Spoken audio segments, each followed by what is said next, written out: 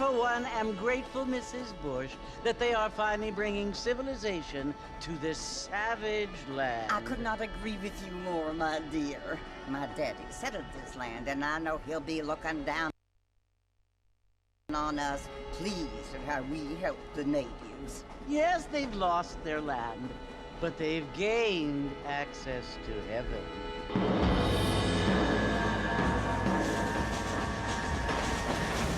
But Father, do you mean unless an innocent receives communion, they're destined to go to hell?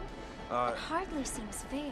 What I mean to say, Jenny, is that there is a great deal of difference between an innocent and a savage. I never thought of it that way. Yes, they lived like animals, but they're happier now.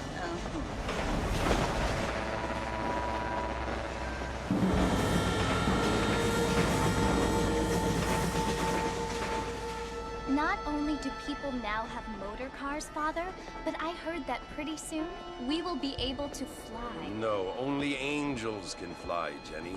No, apparently people can fly. Didn't you hear? Out in Kansas, a man even got a car to fly. I hardly think so, Jenny.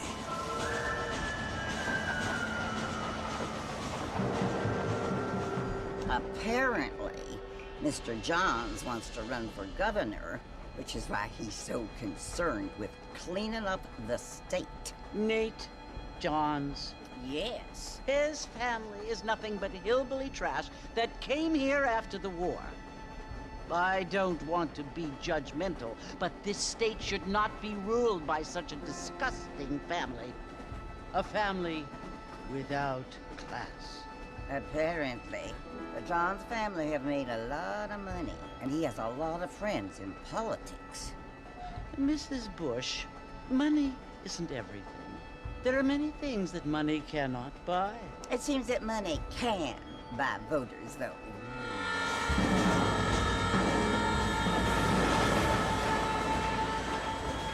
What you must remember, my dear, is that we have been brought here to spread the word. And the word and civilization, they are the same thing. They are the gifts. It is the opportunity we have, the chance to live among people who are decent and who do not kill each other, and who let you worship in peace. It's so confusing, Father. Sometimes I find it impossible to make the distinction between a loving act and a hateful one. I mean, they often seem to be the same thing. Yes, Jenny, it is confusing. But you only have to ask me if you need help. Indeed. Well, here we are, Mrs. Bush. Armadillo.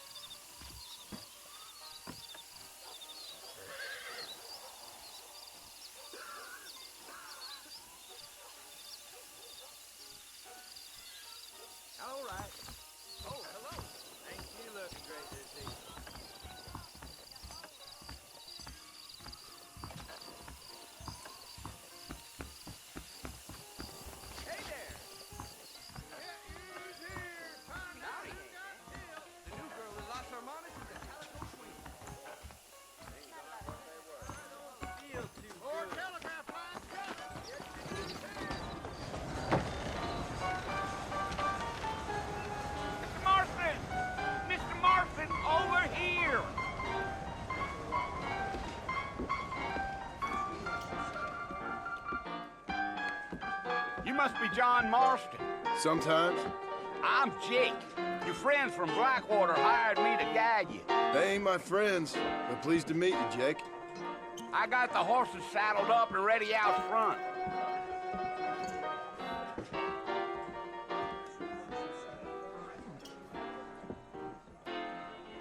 Let's go, Mr. Marston. We ain't got no time for helling around. I don't think so. I don't feel too good.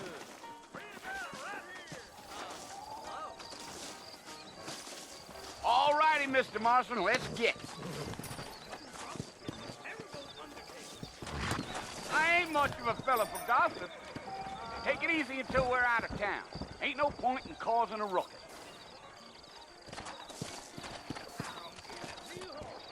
Come on!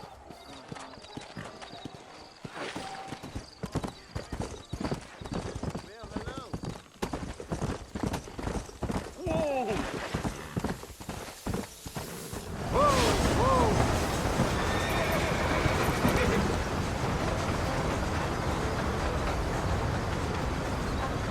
So it's Fort Mercy you want to visit? That's right. Ain't taking nobody up to the fort in a long time.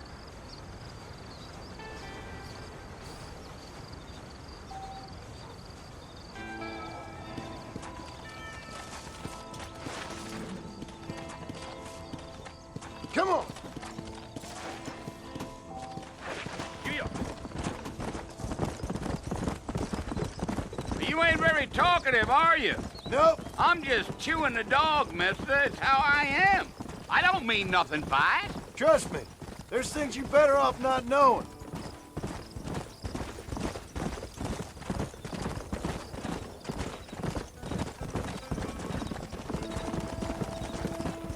You don't look much like no Blackwater fella. That's because I ain't. If I'm being honest, I don't care much for those highfalutin big city types. Not much at all. Blackwater ain't much of a city. More of a town with delusions, but no, me neither.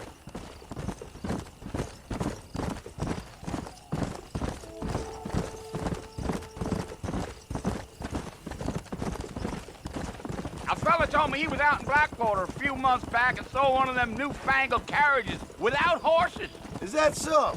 You wind 'em up like a clock. Damnedest thing ye ever saw without the aid of liquor, he told me. Times are changing fast. That's for sure.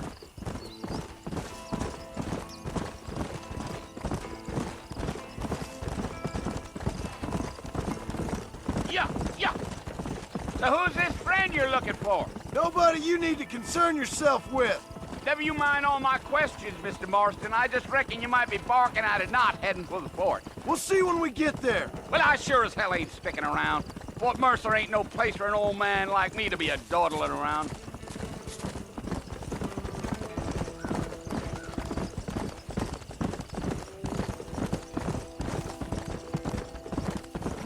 You got a look that tells me you're not much in the mood for John.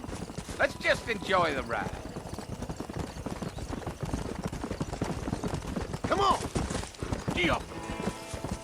Come on.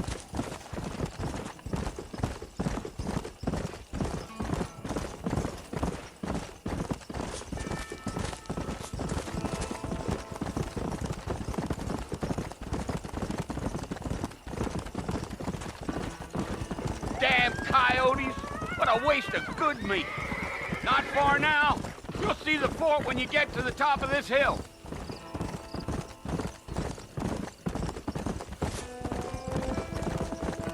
Yeah. Come on, easy up now. Listen, mister. This here's what's left of Fort Mercer. Some gang rode in and took the place over. So I understand. This is where we part ways, friend. You have yourself a good time.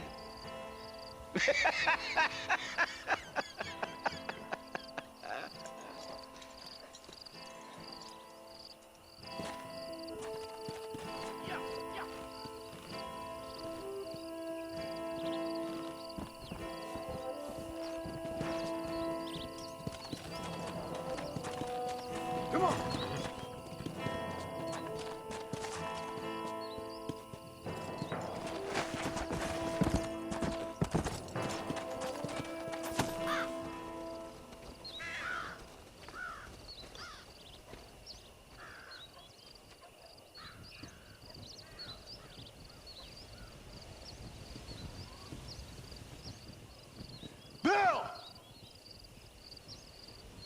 come for you! Bill Williamson! Come out here right now! Go away now, John. Don't make me kill you. Nobody needs to kill anyone, Bill. You must think I was born yesterday. You always did think I was an idiot. That ain't fair, Bill. You were as my brother. I've come to try to save you. Oh. Do I look like I need saving? Bill, please. They want to kill us all. I can help you. Well, you never tried to save me before. You only seemed to save yourself. Bill, I implore you think about this. You implore me? You implore me. You always were one for fancy words. Oh. Well, things are different now, John. Now I'm in charge!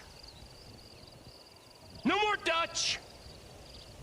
And no more you. Implores. I implores you to go back and tell them to send someone just a little bit more impressive next time. Well? Oh. Poor John.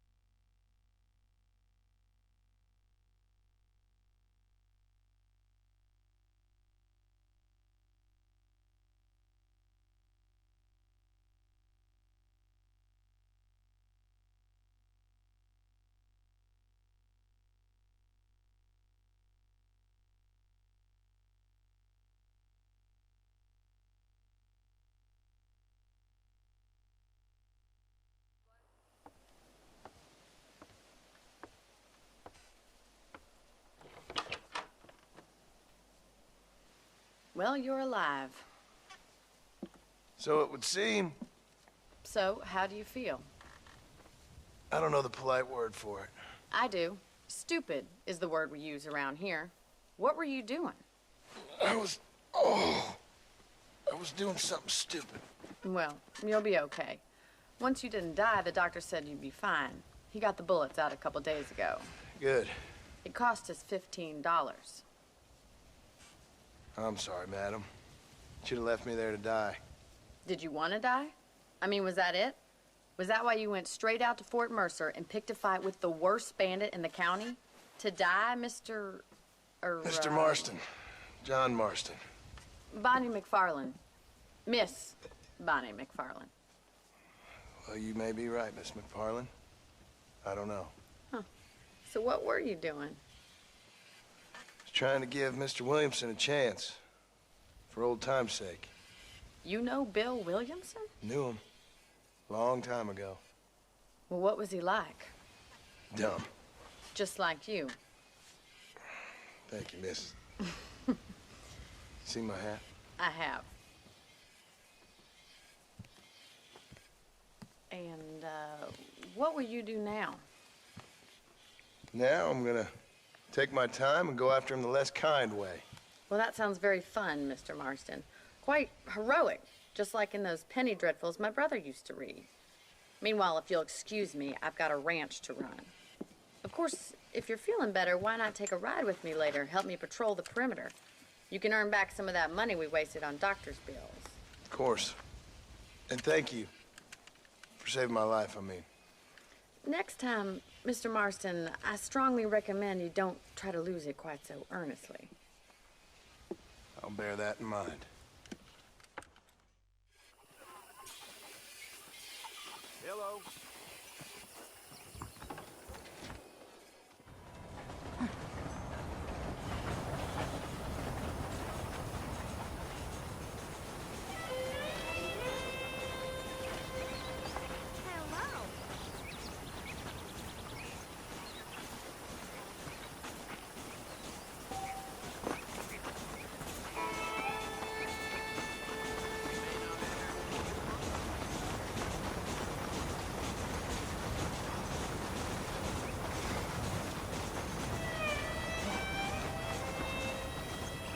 Mr. Marston, back in the land of the living, I see. Figured it's about time I started paying back that $15. I sure can use an extra pair of hands round here. Let's see if we can get you back in the saddle.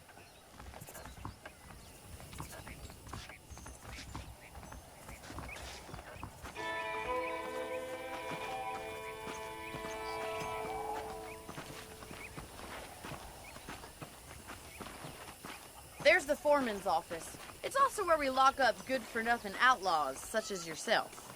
I'm happy enough with my current quarters right now, Miss McFarland. I picked out a fine horse for you. Come on, time for you to see what a real ranch looks like. Let's go!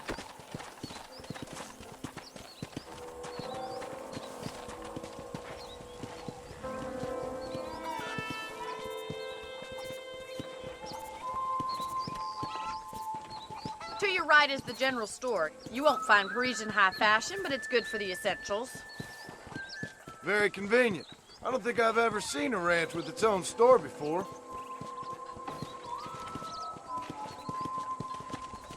Brayton. And here's the corral. This one's for the horses. What do you think? I'm no expert, but it certainly looks like a fine corral. I suspect you've stolen more horses than you've broken. Now, where'd you get such an idea? First impressions are hard to erase.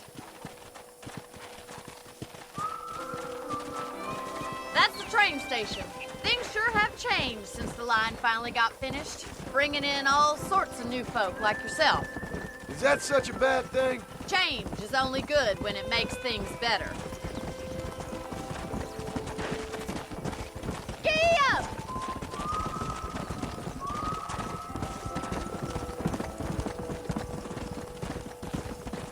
That's the barn over there. Paul built it himself when I was just a little girl. Yeah! And here we are, back at the house. Let's stop for a while before we head out on patrol. You'll get no complaints from me, Miss McFarland.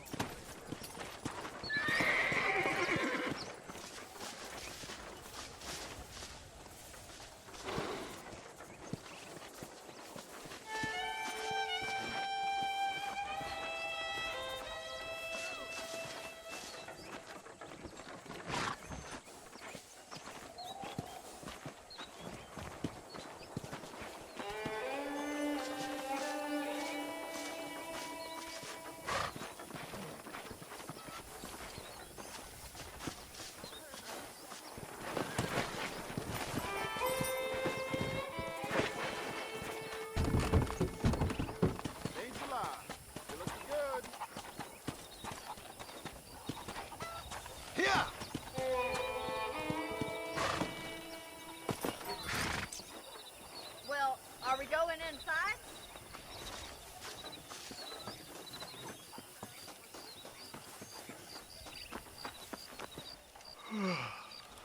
How How about a cold drink, Mr. Marston?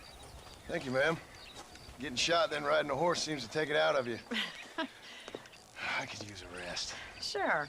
Come on in. I'll show you the house, and then you can sit for a while. Thank you.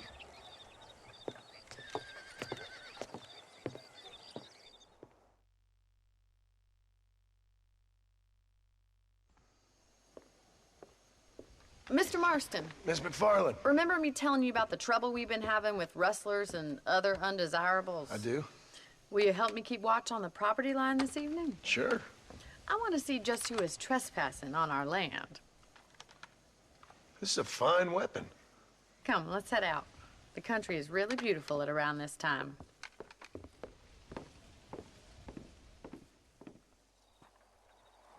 Come on, then. Let's mount up and take a look around.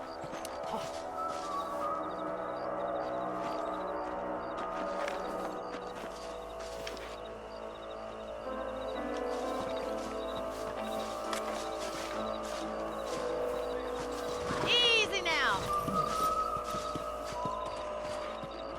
Right, follow me. Keep your eyes peeled for anything suspicious.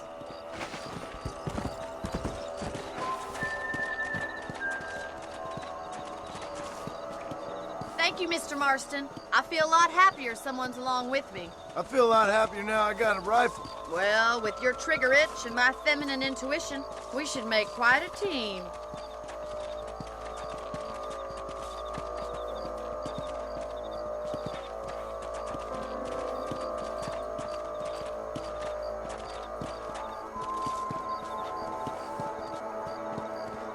Look, those damn rabbits are at the crops again.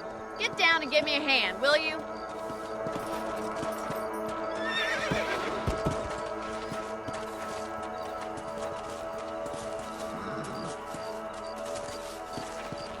Come on! Come on, then. Time to put that bloodlust of yours to good use.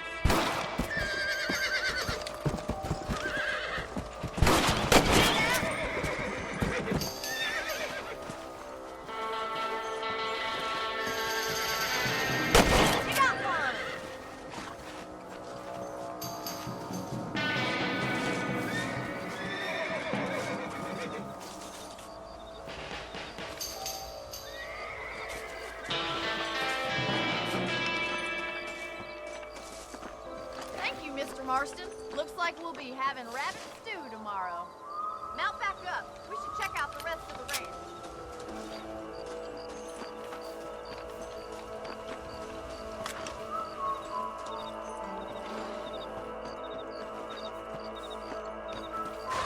We should keep moving. There's still a ways to go.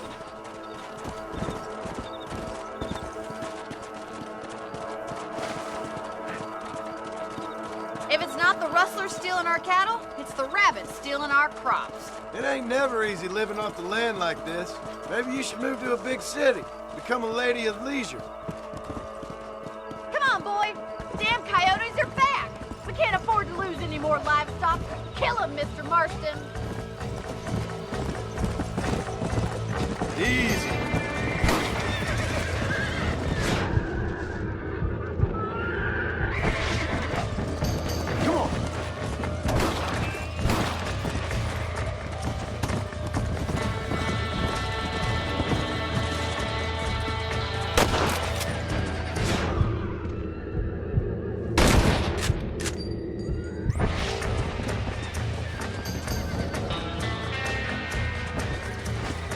Yeah.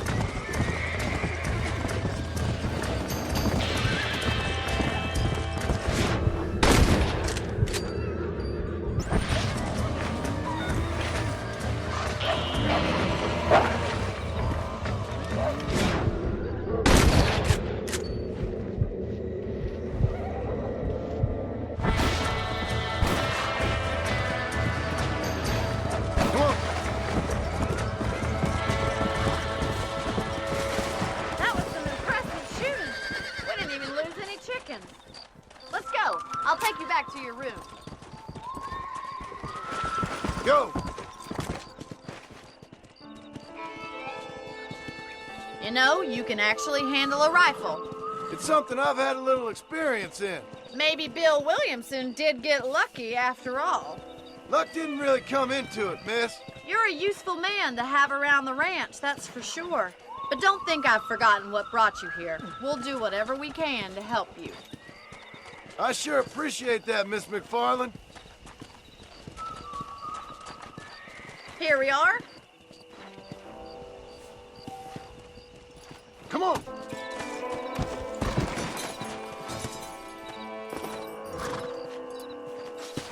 Thank you for your help, Mr. Marston. Makes me kind of happy I saved your life. Get some sleep and I will see you in the morning. Good night, Miss McFarland.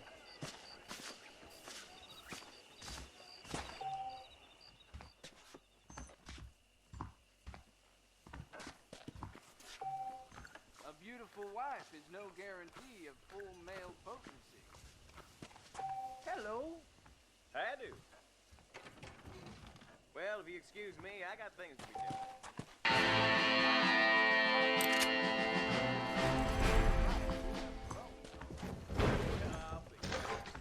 I heard Mr. McFarland ain't none too happy about the new blacksmith.